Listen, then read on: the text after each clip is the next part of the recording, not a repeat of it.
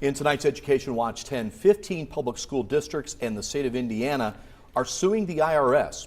School administrators say it's an effort to fight back against the Affordable Health Care Act. Simply because the schools say they can't afford it. But it's not an easy fix. News 10's Eric Stidman is in Vincennes tonight and talked to the school corporation. Eric, how does it work?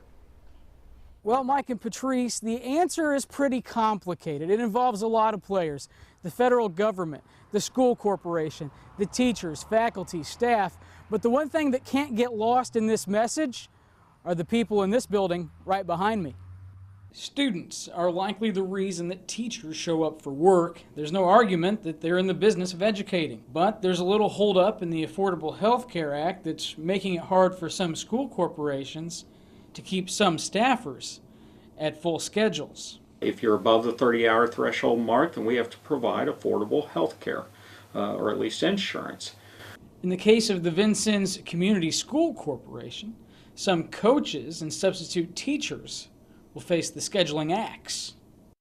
And substitute teachers, we're going to break, and when I say break, they'll work 4 days and have to take a 5th day off because I cannot afford to offer the health insurance. On Tuesday, plaintiffs filed the lawsuit in a federal court in Indianapolis, and back in Vincennes on Wednesday, the crunch is on. Inside these doors at the Vincennes Community School Corporation, Superintendent Greg Parsley is figuring out what this lawsuit means moving forward.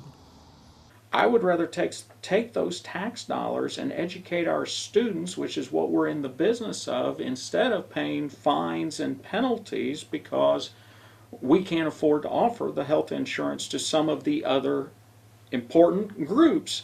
Now, to make it simple, the lawsuit says the IRS overstepped its bounds by imposing employer mandates on the state and local government. The issue that the federal government can tax Indiana's public sectors if the sectors don't participate in a health exchange program.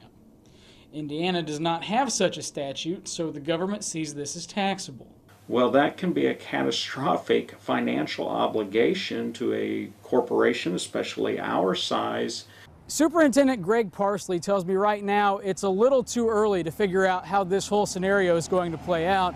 What he did offer is the people in the Vincennes Community School Corporation will likely have some of their hours reallocated. Now, this is not teachers. This would be the people that fall under that 30-hour guideline. Mike, Patrice, back to you in the studio.